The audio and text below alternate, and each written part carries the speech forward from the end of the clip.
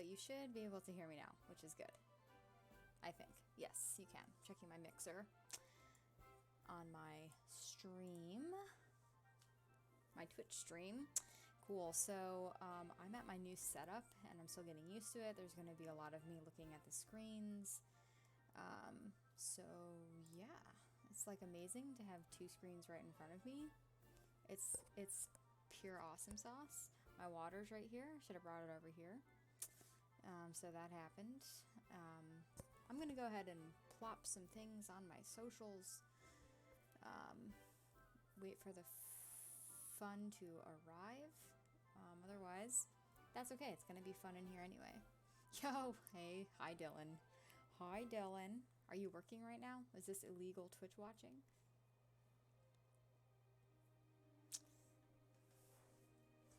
I'm not used to my setup yet. Like my background's not 100% the way I want it.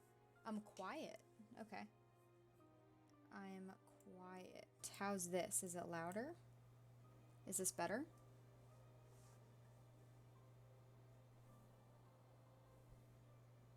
Much better. Okay, I just needed to do a thing. Cool. Look, my chat box is working. My chat box is working. Stunning. Okay. Yeah, so I'm doing my socials. Woo, doing my socials. This is definitely whatever I was looking at. It's not my socials. Live. Oh, let me get the red bubble. Red, come on. Live now with the return of therapy Thursdays on Twitch.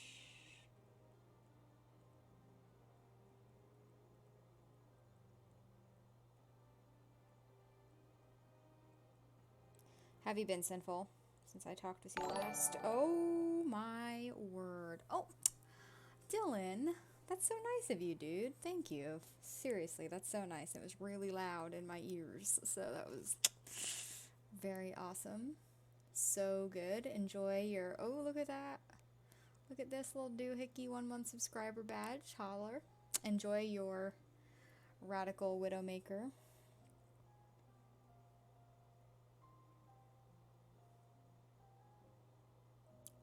Emote. Alright, so that is on the Twitters. I'm gonna just copy that. Plop on over. Look at that. Ooh. So good. One day you can graduate. Wait, let me redo this. Doop. One day you can graduate and have all three like a pro. Cool. Alright. Oh, the live streamer bot is working now in chat again. That's legit. Neato. There's not really anywhere else I want to put this question mark. Nah, we good. We good, fam. Actually, no, there's one more place. I think. Community promotions. Is this me? Can I put this here? No.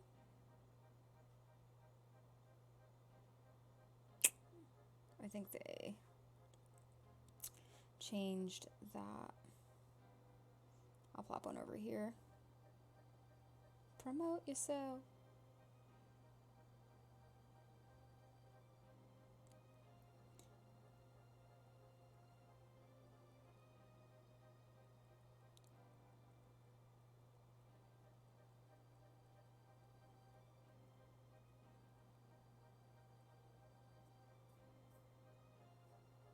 Well, that's rude.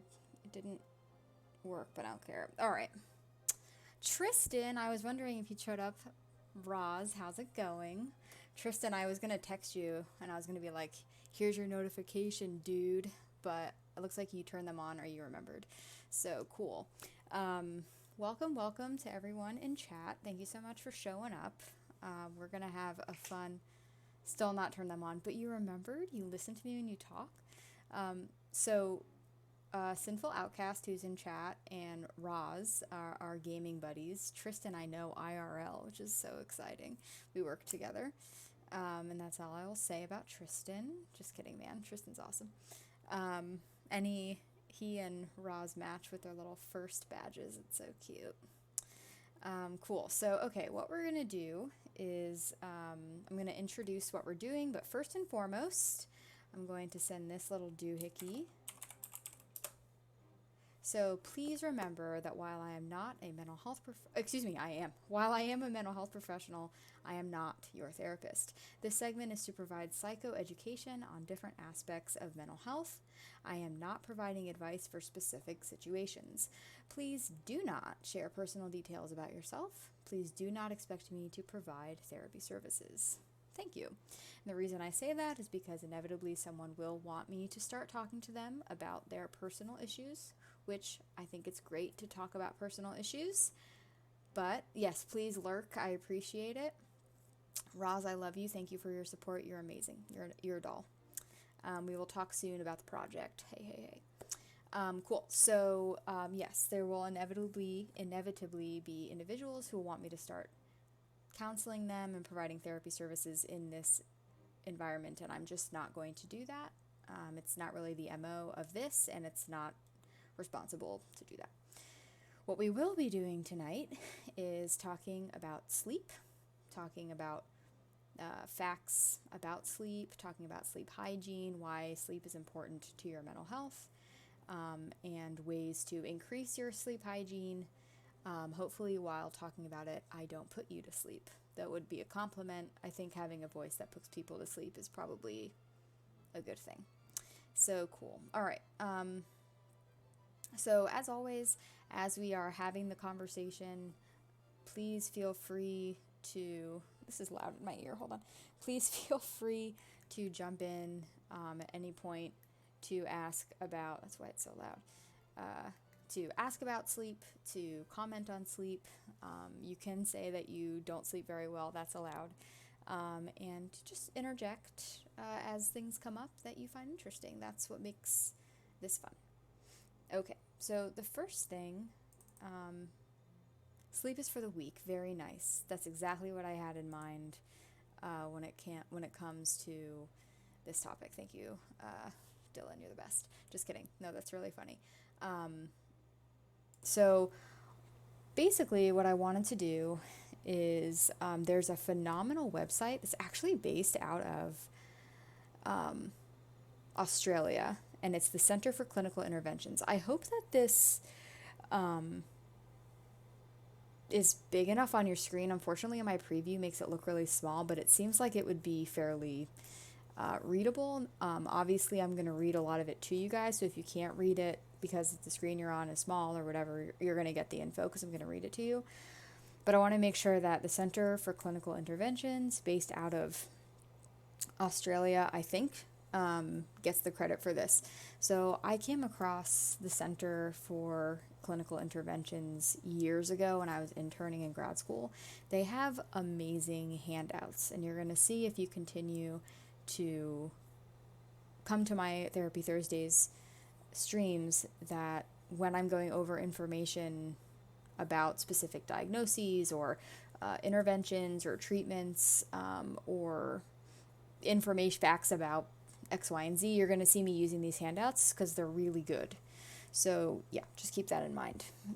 So I'm going to jump right in to talking about what sleep is.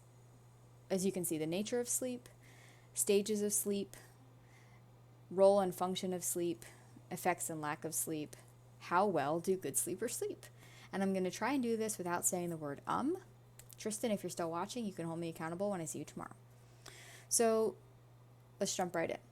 Please comment in chat if you want to have anything to add to the discussion. Please do. I know sleep is a very popular subject. I know a lot of us feel like we don't get enough sleep. So cool. So sleep is such an important part of our lives, yet many of us don't pay much attention to it. It is usually not until we have problems with sleep that we notice it and start to try to understand the nature of sleep. That's very true. Definitely when we start to lose sleep is when there's stress. Yes, hold on, Dylan, when there's stress, when we're experiencing heightened symptoms of different types of mental health diagnoses, good and bad stress. I know we've talked about stress in the past very lightly, but there's definitely different types of stress, good and bad stress, but they can both decrease how much we sleep. So Dylan asks, will REM sleep be discussed? I feel like I genuinely lack in that department. Yeah, so in the second part of the the document, I guess, that I have up on the screen, REM, or rapid eye movement sleep, is discussed, so we're definitely going to get into that. I believe on the second handout that I have, I guess we're calling it a handout, it's about sleep hygiene, and that I believe touches upon ways that you can increase the type of good sleep that you want to achieve. So we're going to get to that as well. As well as humans, other mammals, reptiles, and birds all sleep, while fish, amphibians, and insects do not, although they may rest. Some animals sleep in many short bursts, while others, like humans, prefer to sleep in one long block. Okay, I didn't know that I think I knew that amphibians, fish, and insects don't sleep the same way we sleep, but I don't think I realized that they just didn't sleep. The more you know with Radical. Killing it. We all know what sleep looks like. We recognize a sleeping person because they have their eyes closed. This is why I love these. I'm not even kidding. We're going to do a little segue. I love these because they are so to the point. They don't mess around. They tell you stuff that you already know, but it's really good because it brings us back to the topic at hand. So I love these handouts. I can't say enough about them. So we recognize a sleeping person because they have their eyes closed. We'll usually be lying down, breathing in a slow rhythm, with relaxed muscles, and generally keeping still, although they may rearrange their bodies every so often. Being asleep is being unconscious to most things happening around you. I was worried there. I was like, being asleep is not the same as being unconscious. But it is different from a coma or passing out because sleeping people can be woken up by loud noises or bright lights or touch. So some of you might be thinking, okay, this is really very basic info about sleeping, and it totally is, absolutely. But we're talking about sleep. We're talking about what sleep is, why it can go bye-bye, and how to reattain it if it does go bye-bye. So, cool. So, stages of sleep. Research tells us that there are 2 types of sleep. Here you go, Sinful. REM, rapid eye movement sleep. This type of sleep occurs for about 25% of the night and is characterized by electrical activation of the brain, very relaxed muscles and body becoming immobile, and rapid eye movements as the eyes dart back and forth under closed eyelids.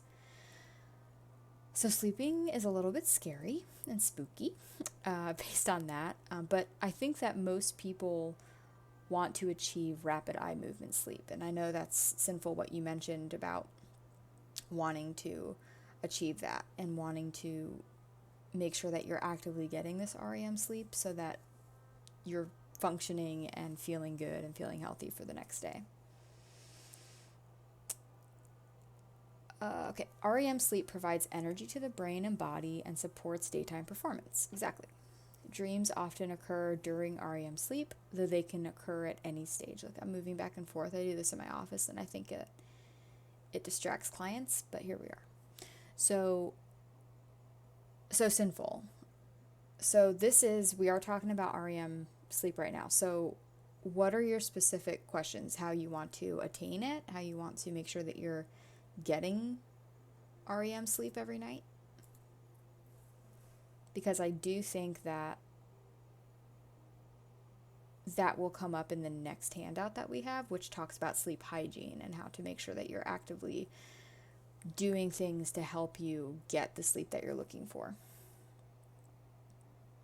That's a really good handout. I'm excited to get to that one. But I thought that it was important to look at what sleep is, because we all sleep, but that doesn't mean we know about sleep and the benefits of sleep.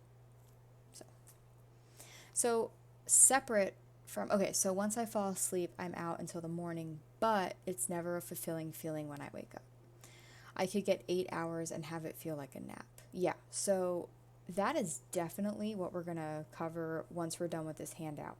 So if you're able to stick around, we're going to get to that kind of information, which is how to not only sleep, but how to do things throughout your day, prepare yourself in the evening so that you can get that really satisfying, fulfilling sleep that you're looking for.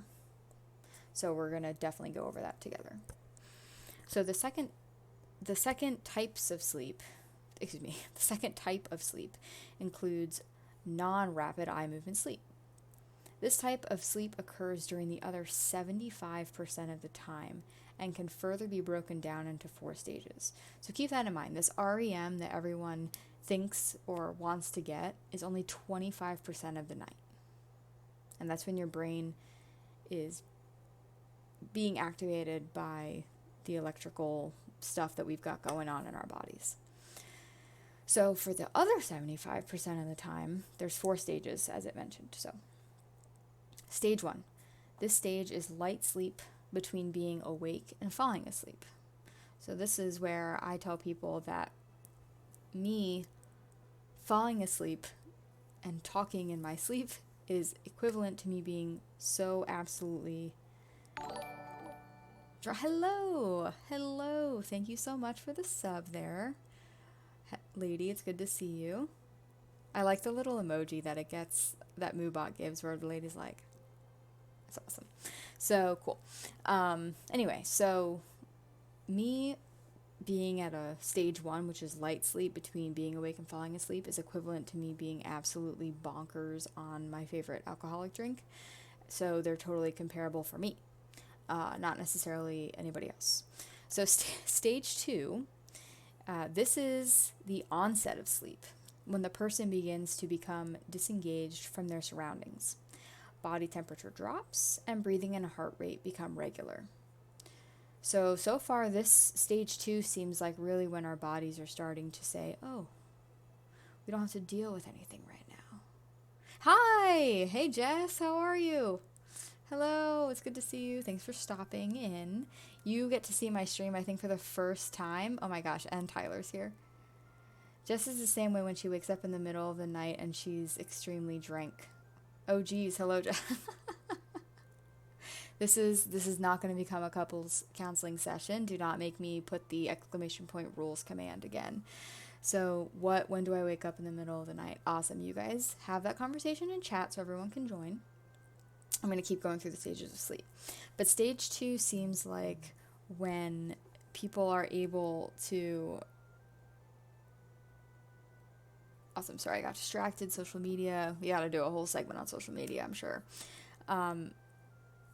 So this is when our bodies are like, okay, cool. We can kind of relax now, and we can focus on the one thing that we need to do voluntarily, actually more involuntarily, which is sleep, and then all the other stuff that our organs are going to do anyway because they're organs. So we're just going to be chill. And we're going to take time to not do anything except for sleep. So stages 3 and 4 are coupled. So these stages are the deepest and most restorative sleep. So I'm going to go back to Sinful's question about REM sleep and how to achieve it, because it looks like that actually this non-rapid eye movement sleep, Sinful, might be where more of that deep, fulfilling sleep that you're looking for comes from. So to go back to the Jess and Tyler situation, you get really out of it, and it's like you're in some strong pain meds.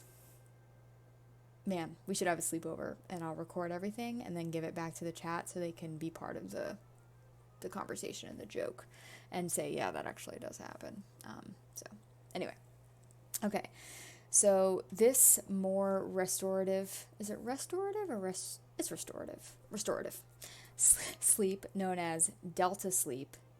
This is the stage 3 transition into stage 4, or true delta. So I'm not going to lie to you guys. This is actually, I'm not learning this for the first time, but I'm refreshing my memory. So I think that this conversation we're having about sleep tonight is going to be as beneficial for me, as it is for you. So there's a lot of knowledge going on. Okay, so during these stages, both 3 and 4, or the transition from 3 into 4, your blood pressure drops. breathing becomes slower, muscles are relaxed and receiving more blood supply, tissue growth and repair occurs, and hormones are released, including a growth hormone, which is why growing teenagers need to sleep more. I didn't sleep very much when I was a teenager because I only got to 5 feet, and that was it. So I obviously needed more of this 3 and 4 stage sleep when I was a wee teenager.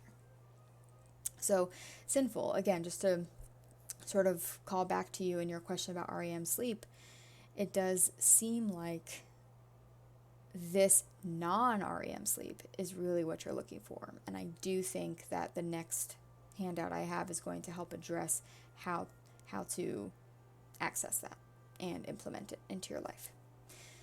So the role and function of sleep. Moving on, as always, if anything I say, says to your brain, yo, I want to talk about this, please pop it in chat. I am looking at chat as we go. Sleep is essential to humans, just like air. I saw my chat jump. Water and food. So I may be getting more REM or light sleep. Yes. In fact, I could be wrong, but I think that when you're dreaming, people have this myth that dreaming is actually really deep sleep, which is why you're dreaming, when in reality, dreaming is very light sleep because your brain is doing more activity, whereas when your brain is not doing as much activity is when you're really in that deep stage 3 and 4 sleep of non-REM sleep. I almost never dream, or at least never really remember them. Well, you could be dreaming but not remember them. I dream frequently. I remember my dreams almost every night, unless I get really good sleep. That probably means I'm not sleeping very well, potentially.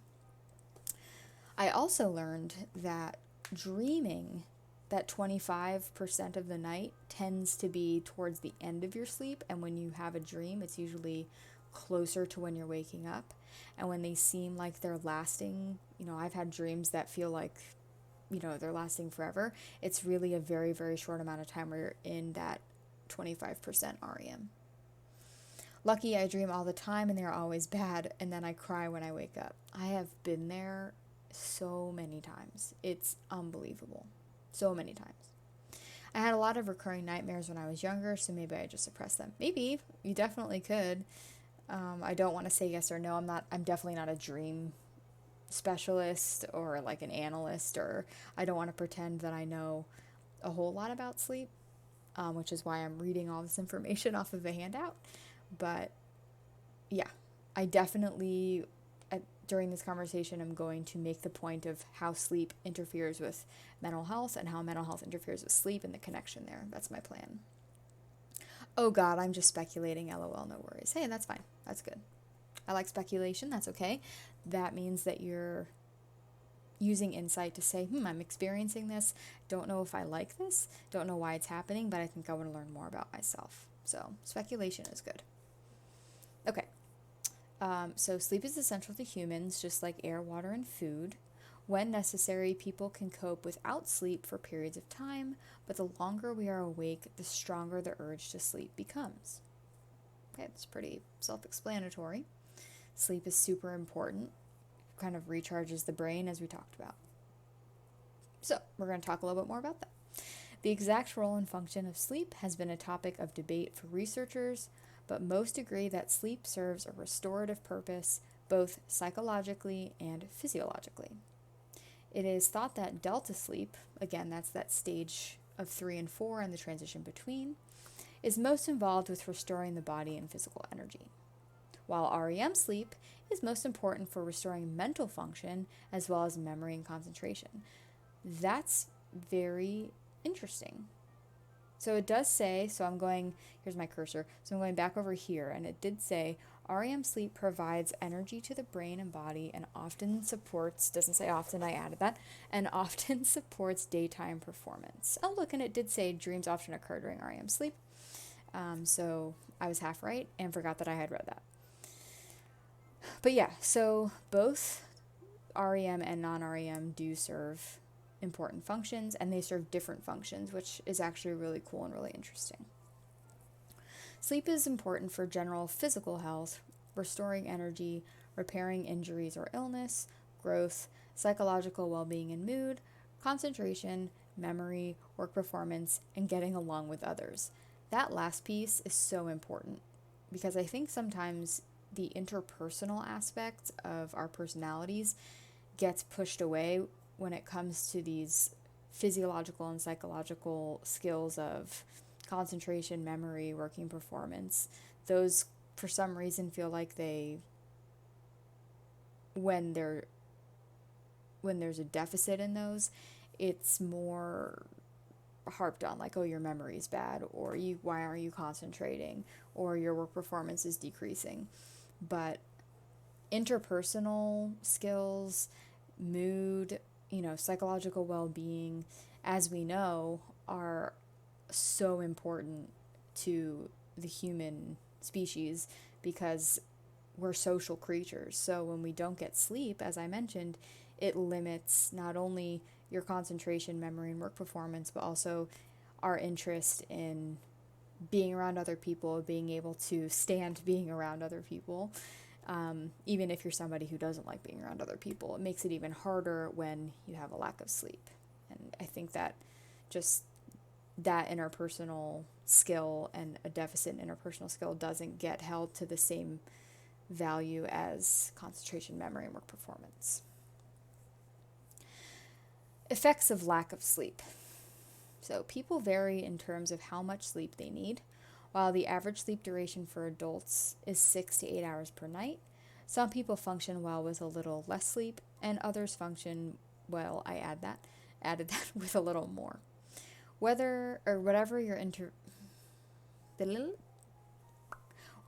individual needs, lack of sleep or poor sleep quality can have effects including, which we kind of mentioned up above, but we'll go over it again: poor attention, concentration and memory, irritability and other mood disturbances, impaired judgment and reaction time, poor physical coordination, which can be dangerous for driving or doing anything that requires, coordination. The seriousness of these effects depends on how bad the sleep deprivation is. For example, less sleep versus no sleep, one night's poor sleep versus chronic problems, and the tasks and responsibilities of the day. If you have ongoing problems with sleep, it is important to seek help, of course. So, again, that just sort of goes into the role and function of sleep. I think, obviously, when you have less sleep, deficits and just the lack of being able to hone in on the skills that you have increases. When you have better sleep, you're able to really perform to your best, whether it's interpersonal, related to mood, whether it's related to your psychological functioning, or whether it's more physical, related to your concentration, attention, and memory. So, now the question that I think about a lot is, man, there's these people who I know who sleep really well, and how in the heck do they do that? Because I sleep really well sometimes, and I sleep really bad other times, and I'm not a consistently good sleeper, and I know people who are consistently getting good sleep. But how well do good sleepers sleep? Good sleepers usually take less than 30 minutes to fall asleep at the beginning of the night and will wake up once or twice during the night. Well, that makes me feel better. I don't wake up that often. Not all the time. In other words, it is unrealistic to expect to fall asleep immediately on getting to bed or to never wake up at all during the night. Even the best sleepers in the world don't achieve this. Also, everybody, even the best sleepers, will have a night now and then when it takes them a long time to get to sleep. This is often triggered by a stressful event and will usually pass after a night or two. Similarly, everybody will have a night now and then when they find it difficult to get back to sleep after waking in the middle of the night. I just want to read something real quick while I'm thinking about it. All right. Well, before we end this, I'm not ending it anytime soon. I just want to make sure that I'm accurately, what's the word I'm looking for? Giving credit to Center for Clinical Intervention for this handout, because it's not mine, it's theirs, and I want to make sure that they are getting full credit for the information on this. So, again, when it comes to how well good sleepers sleep, most people who sleep well are falling asleep within 30 minutes of going to bed. They're waking up maybe once or twice a night, and they're probably hitting all of these different stages of non-rapid eye movement sleep, and then also that 25% of rapid eye movement sleep. So, they are still not sleeping the whole night through, but, Okay, so in regard to sleeping well, which I know the main question a lot of people have is, how do I achieve a good level of sleep? For my next trick, we are going to be discussing sleep hygiene. So for those who were interested in learning how to establish good sleep habits, good sleep hygiene, then we are going to discuss that coming up. Now, this is a handout that I've used with clients in the past, and this is a handout that I've used for myself, honestly, and I've used it in groups. So I've used it on an individual basis with clients. I've used it in a group with many clients. I don't want to use the word struggling, but seeking group therapy for different types of mental health diagnoses and addiction disorders. And then also, because I was using it, I learned things for myself that I've tried to implement since accessing this information. So let's first, as it indicates, talk about what sleep hygiene is so that you know what we're about to talk about and the importance of implementing it into your life if you are someone who's looking to increase the amount of sleep you're getting and increase the amount of good sleep that you're getting. So sleep hygiene is the term used to describe good sleep habits. Considerable research has gone into developing a set of guidelines and tips which are designed to enhance good sleeping, and there is much evidence to suggest that these strategies can provide long-term solutions to sleep difficulties. Good, so what we're looking at is some good evidence-based practices that you can implement into your life to increase the amount of good sleep that you're getting. There are many medications which are used to treat insomnia. Now I'm going to stop here, and if anybody who is watching now or listening or watching this later, I am not at all saying that these steps or these tips are going to cure you of insomnia if you are somebody with insomnia. These are simply tips and suggestions that you may try to implement in order to increase the amount of good sleep that you're getting. These are not treatment. These are not treatment methods that will cure you of your insomnia. If you are somebody with insomnia, I encourage you to reach out to a sleep specialist, to a mental health counselor, to a professional who can help you address your insomnia in a professional forum. These are just tips and tricks to help you increase your sleep. Now, these medications tend to be only effective in the short term. So medications that are used to cure insomnia. Let me change that word. So medications that are used to treat insomnia tend to be only short term. Ongoing use of sleeping pills may lead to dependence and interfere with developing good sleep habits independent of medication, thereby prolonging sleep difficulties. Okay. Oh man.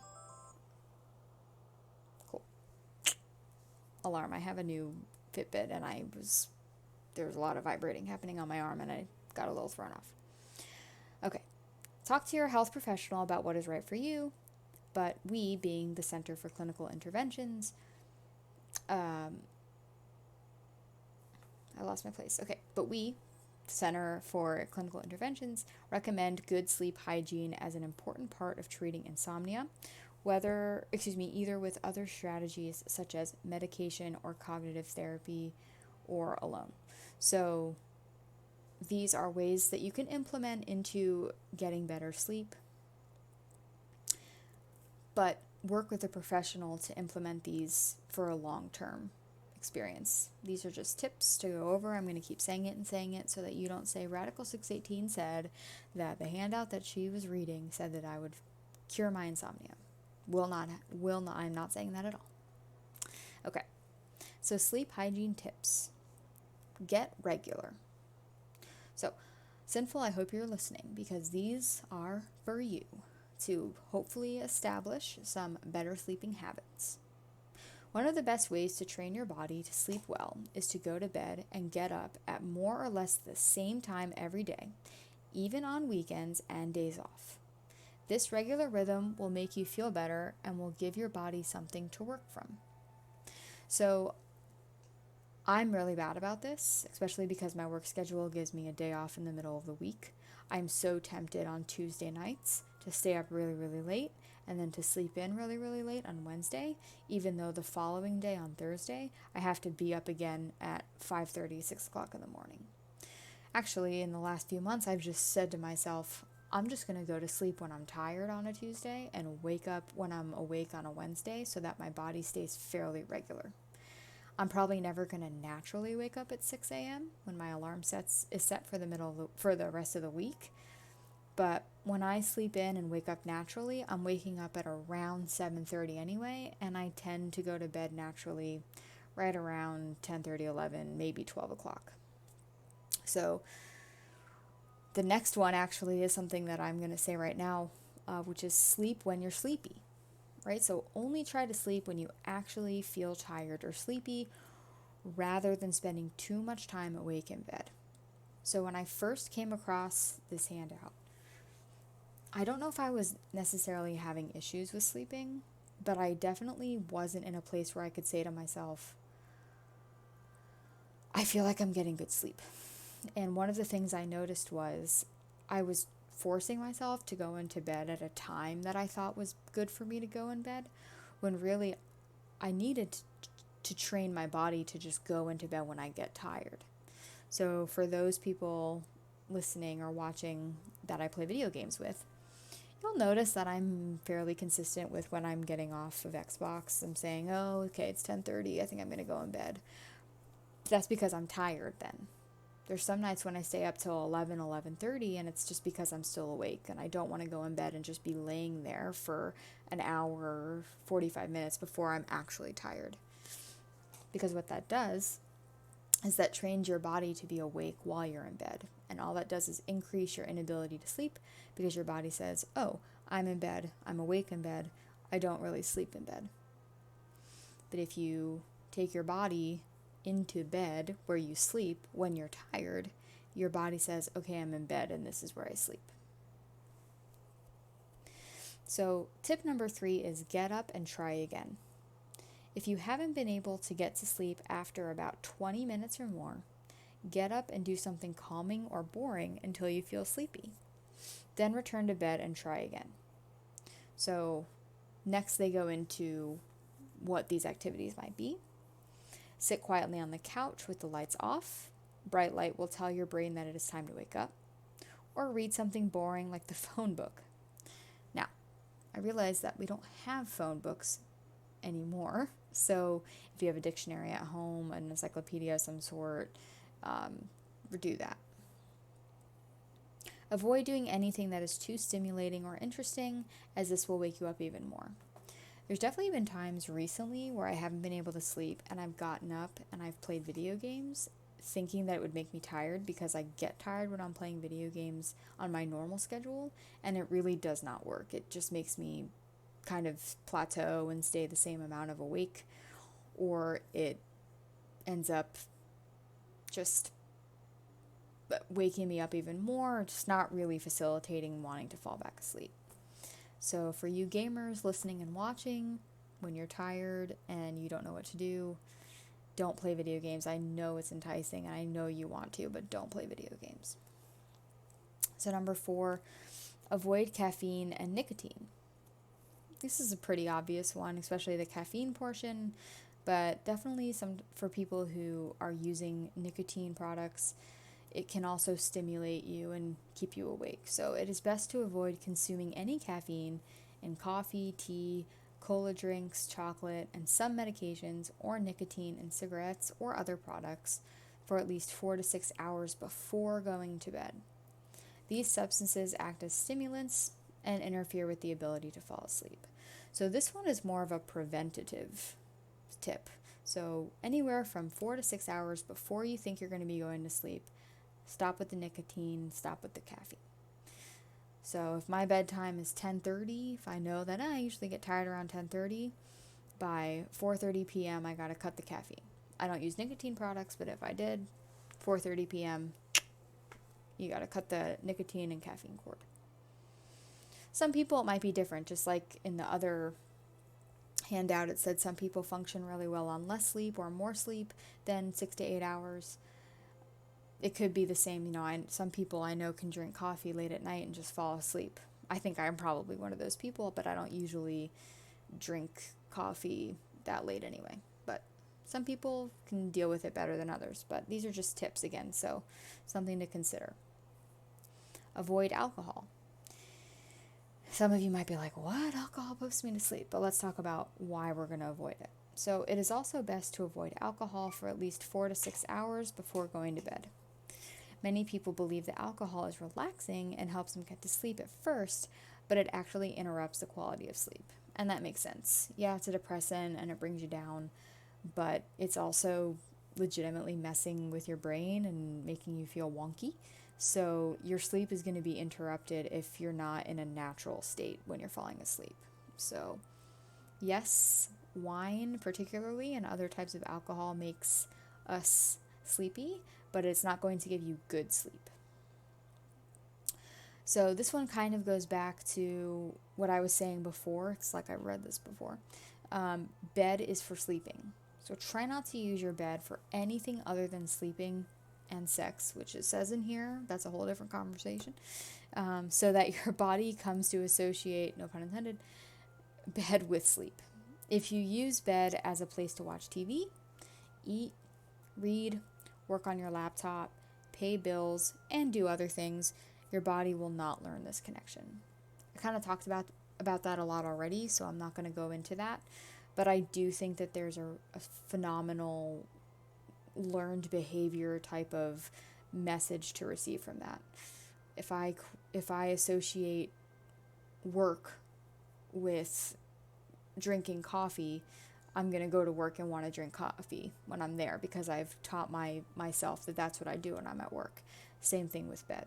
If you teach yourself that bed is for sleeping and something else, then that's where your body's going to know, oh, I'm going to react to being in bed because I'm doing this, which in our topic is sleeping. So number 7, no naps. Whew, this one hits me in the heart because, as we know, there's nothing better than a nap. I think most of us are kicking our little baby selves and toddler selves into scream crying when it was nap time because we're like, dude, if I could go back in time, I'd tell my infant to 5-year-old self, like, just take a nap. No, Jess, no, listen to me. I love a good nap. And I'm not going to tell you to stop taking naps because you might be someone who naps and then can also sleep, and I think that you should not mess with a good thing. But napping can definitely throw off somebody's, natural rhythm. So Jess, I want you to keep napping. But for other people who maybe the nap isn't working, maybe consider trying to avoid the nap. So it is best to avoid taking naps during the day to make sure that you are tired at bedtime. If you can't make it through the day without a nap, make sure it is for less than an hour and before 3 p.m. So, Jess, they're giving you permission to nap. They're just suggesting that you make it a little bit less than an hour and that you make it before 3 p.m., which makes sense because 3 p.m., if you're going to sleep at 10:30, that's only 7 hours. 7 hours is a long time, but it's only, kind of almost a third of your day. So, after a certain time, napping's not as efficient. Sleep rituals. This is one of my favorites. I think that this is great. Sinful if you're looking for a way to train your body into getting into sleep. This is a really interesting one that you might want to consider implementing. You can develop your own rituals of things to remind your body that it is time to sleep. Some people find it useful to do relaxing stretches or breathing exercises for 15 minutes before bed each night, or sit calmly with a cup of caffeine-free tea. Thoughts on biphasic sleep? Guess what I need to do? I need to Google search that. I've heard of it, but I can't tell you what it is. Do you want to... I'm going to... Okay, well, it sounds... it sounds like what it sounds like. But I want to look up, like, the definition of that specifically.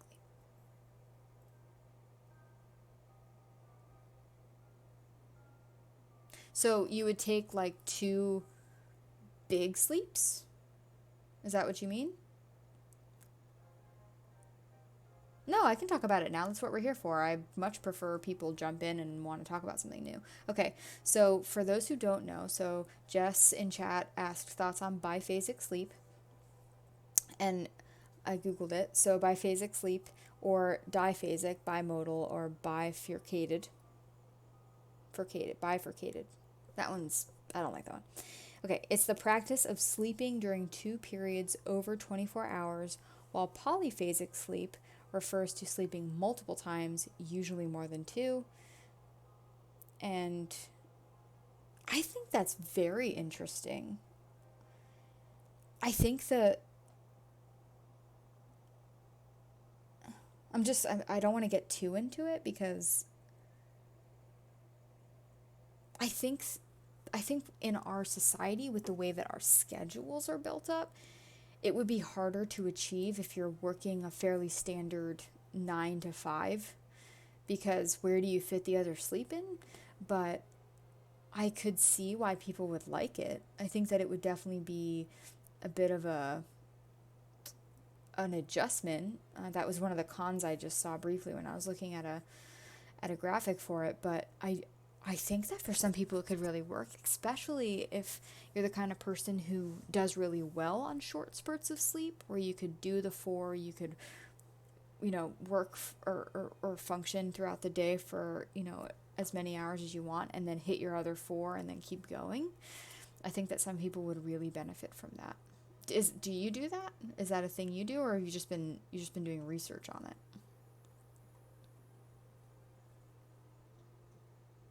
That's awesome. Thanks for bringing that up.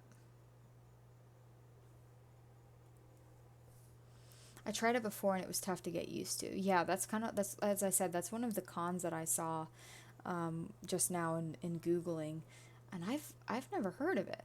Obviously, when you break the word apart, you figure out biphasic, but I've just not heard of it, so I didn't necessarily recognize the context. But yeah, I tried doing 3 different chunks as well and just couldn't be consistent. Yeah, I think that would be hard, because you kind of have to train yourself to be tired multiple times when, like, if I were to start that now, I've been living 29 years of my life being taught to sleep for 1 big chunk. So changing that would be very, very dramatic. I've done that a few times, actually. Sometimes it's not so bad. I did that during Shadowkeep launch. Okay, so I believe that you're being sincere, but I'm also going to tease you and say, did you do that during Shadowkeep launch because you were grinding the game and you kind of just fell asleep when you were tired?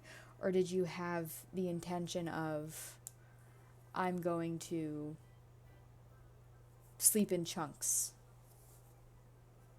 Which one? Meanwhile, I want to look something up because I'm having concerns about something. So I'm waiting for... I tried to do it to maximize my productivity. But, so did you find that your productivity was maximized? Or did you find that your productivity ended up staying the same or maybe decreased because the... I see a kappa. Because the regiment was hard to adjust to. Because I tend to be the most productive in the hours of 12 to 3, and because nobody else was awake. I think I stayed the same because I was tired all the time. Yeah, that's... I think that... I know you're a couple years younger than me, but still, I mean, 27 years of your life you've been sleeping the same way, and then you try and readjust the time and the amount that you're sleeping, even though it's the same amount. You have to be tired at all these different times. I think that would be really, really hard to implement. So play until a time is designated, then slept and got back to grinding. Okay. I mean, that's fair. So you said to yourself, I'm going to, when this drops. I'm going to play, okay, it drops at 1. I'm going to play till, knowing you, 12 a.m. And then you went to sleep, and then you woke up a few hours later, and you played from 5 to 10, and then you slept again. All right, I mean, that's pretty good. That's pretty impressive, honestly.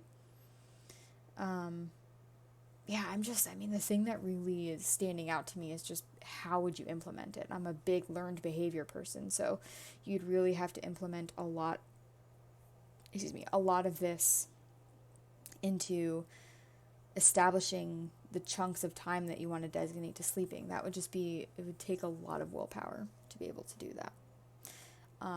Yeah, I am going to continue to look at this thing I wanted to make sure that I do.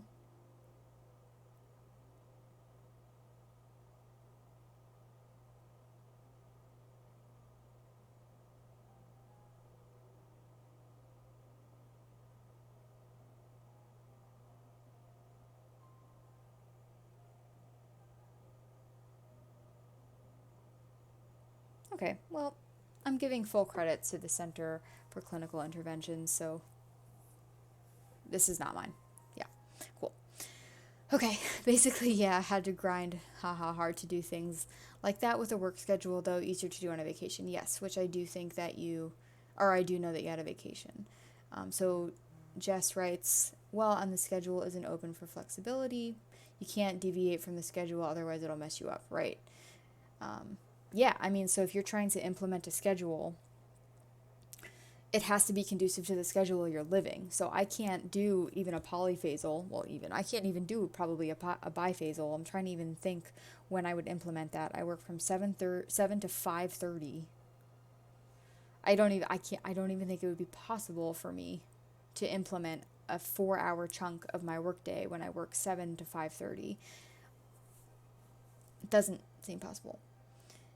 I'm basically just given what they feel like. Nights or days, hard to be consistent. Yeah, so you are in a situation, Sinful, where you're working, I think, what would be classified under a retail position or retail employment.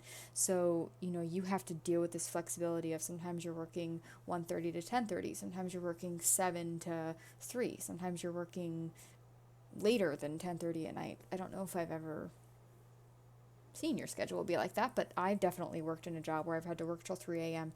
and it's really hard to establish a healthy, consistent sleeping pattern when you have a job that's first you're over here and then you're over here and then you're over here. Obviously, sleep hygiene is something that is able to be implemented for those who have a very routine week, because you're already doing the same thing theoretically 5 days a week. So your body tends to adjust to that anyway, whether you're going to sleep at the same time every night or not. I literally worked last night 1:30 to 10 and then back in 7 to 3:30 today. I mean, it's almost impossible to establish healthy sleep. So I wonder, there must be, Jess, I don't know if you've done research on any studies that have been done for biphasal or polyphasal sleep. But I wonder if there's been studies of people just with different types of schedules and how much easier it was to implement that with somebody with a more erratic schedule or somebody with a more regular schedule. Because I wonder if those polyphasal or biphasal sleep patterns are easier to implement if you do have a more erratic schedule. This is unrelated. I texted my brother something that I thought would elicit more of a response than a one word, but he sent me one word, so he's too cool for me. Okay, so sleep rituals, Sinful and anyone else who is looking for ways to increase your sleep, I love sleep rituals. Even if it's something as easy as what most of us do every night, as if the ritual of brushing your teeth is the thing that sends to your brain, okay, we're going to sleep. When I was a kid, I didn't have a sibling till I was 8. So when I was a little kid and I was learning how to brush my teeth and learning the responsibilities of going to sleep and the whole thing, my parents used to have a song that was like, it's time to go to sleep. And we would sing and we would clap and we would have fun, but it was listing all the different things that were involved with going to sleep. So it was just another way to remind me, here's what we do when we're going to sleep. Here's the ritual that we're following. So bath time. Having a hot bath 1 to 2 hours before bedtime can be useful, as it will raise your body temperature, causing you to feel sleepy as your body temperature drops again. Research shows that sleepiness is associated with a drop in body temperature. Okay, they kind of said that twice. I think that's why sometimes we feel sleepier when it's cold, or we feel sleepier after we've eaten and our bodies are all hot with all of the nutrients that we just digested or we're digesting, and we go into a cold room after lunch and we're like, oh, I feel so tired and relaxed and I just want to fall asleep right now.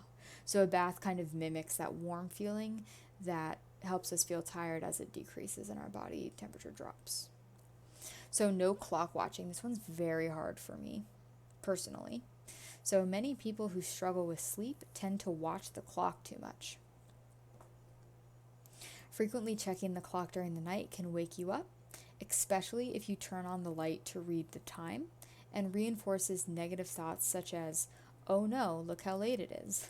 I'll never get to sleep. Or, it's so early. I've only slept for 5 hours. This is terrible. I don't ever have a reaction like the latter. When I wake up and I feel like it's going to be 5:59 and it's 2 in the morning, I'm like, God bless. I still have 3 hours to sleep, and I fall back asleep. So that kind of explains why I struggle with breaks when I work in the freezer. Going from being comfy and warm to the freezer makes me feel so tired. There's that epiphany.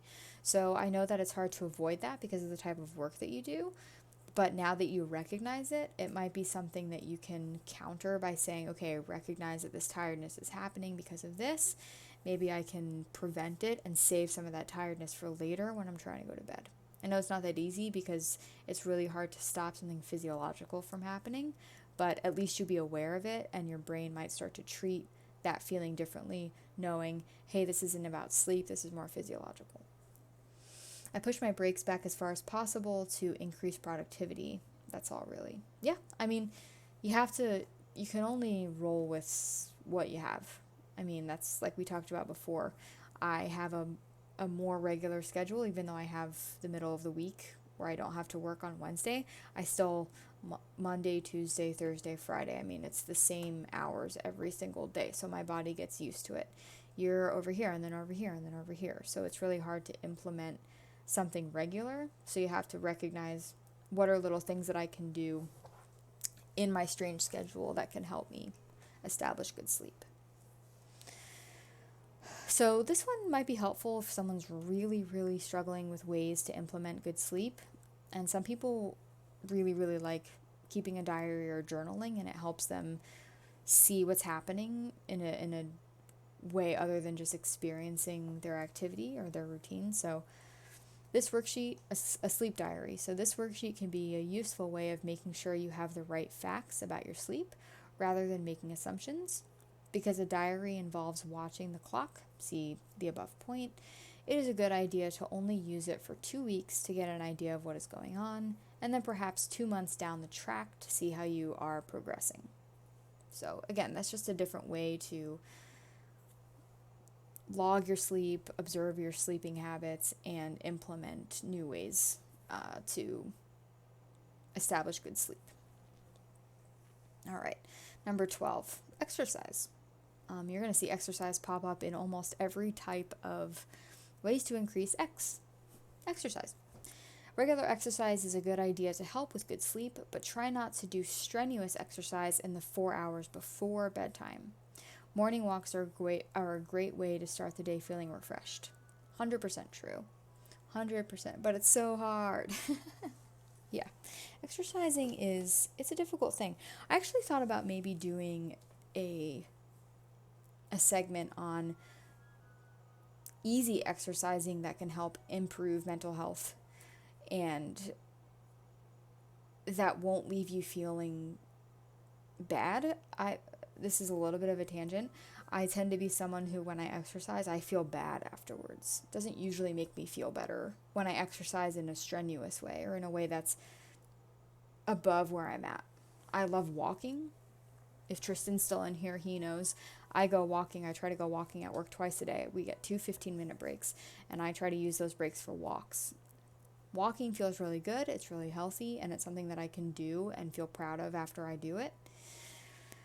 Weightlifting, running, I mean, some of those really intense activities that I don't do very much, when I try and do them, I feel like garbage because it is hard to do. It's okay that it's hard. So finding the right type of exercise for you is really the way that you can increase positivity about what you've done, the activity that you're choosing to do, things like that. Oddly enough, just as I'm leaving my office most of the time. Yeah, I'm like, God, I gotta get out of here. Tristan's about to talk to me. Today, Tristan was coming out of his office and, was in the perfect position where he blocked me in the hallway, and I jokingly acted like I was going to essentially just jump over him. And our boss was like, why is this happening? So yeah, I think that's what the smiley was for. The walk to work is about 3,000 steps. Walking to and from, today I hit 17,000 steps. Nice. So walking to and from and while working, you hit 17,000 steps, which is amazing. It does feel good to walk. It's just hard to work it in aside from going to and from. Look, if you're hitting 17,000 steps a day, including the walks to work and all of the walking that you're doing at work, I don't know if you need to implement any more walking. I walk a lot during the day and I do not hit 17,000 steps. So your walking and your step count is phenomenal. You're doing a lot of stuff on your feet, which is great. A busy day, a low day is about 10,000. So 10,000 is what the experts say the amount of steps people should be getting every single day. So you're doing great, sweetie. Isn't that a meme? I went on a 4-mile bike ride today, so that was a win, but that's probably it for the month. Hey, I used to go bike riding a lot. I did not go 4 miles, but that's amazing. I think when it comes to exercise, and if this is something that you guys are interested in hearing about, we can do a whole topic on exercise. Because I know this is Therapy Thursdays, but the beautiful thing about therapy is that the participant picks what they want to talk about and picks, what about it they want to talk about. So we can definitely talk about exercise for one of these segments. But the thing about exercise is that I think that a lot of pressure is put on people. This is an opinion, not really a professional, insight necessarily, but I think a lot of pressure is put on our society to exercise in a very particular way. And I don't think it gets said enough that exercise just needs to be whatever you want it to be, whatever exercise means to you. And if you leave it feeling good, if you leave it feeling your endorphins pumping through your body, with your blood moving through your veins, feeling like I just did that 4-mile bike ride. And even if you don't do it again till next month, I did that. It made me feel good. I've done something productive, and I know that I can do it again if I want to. And then Sinful says, my days off are abysmal in comparison. Same.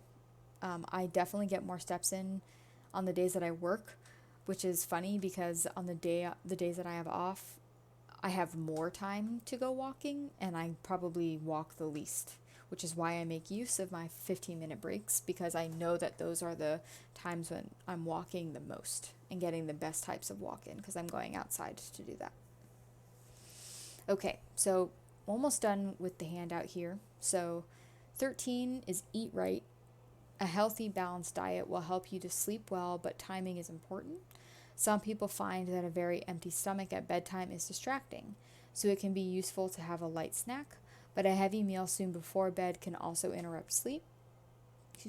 Some people recommend a warm glass of milk, which contains tryptophan, which acts as a natural sleep inducer.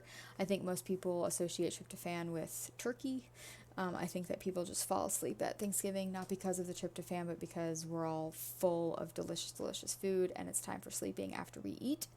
But in reality, similar maybe to alcohol, even though food makes us feel satiated and relaxed, it actually doesn't promote better sleep because our bodies are working when it's full. We're digesting. So, and then what happens after you digest is you need to deal with what remains. So our bodies are actually not producing good sleep when we have food in it or alcohol or too much of that. I think that if you were to ask a professional, they might tell you that if you are looking to have something in your stomach upon sleep, to make sure that it's something fairly healthy, something that's going to be filling but not going to take up a lot of room in your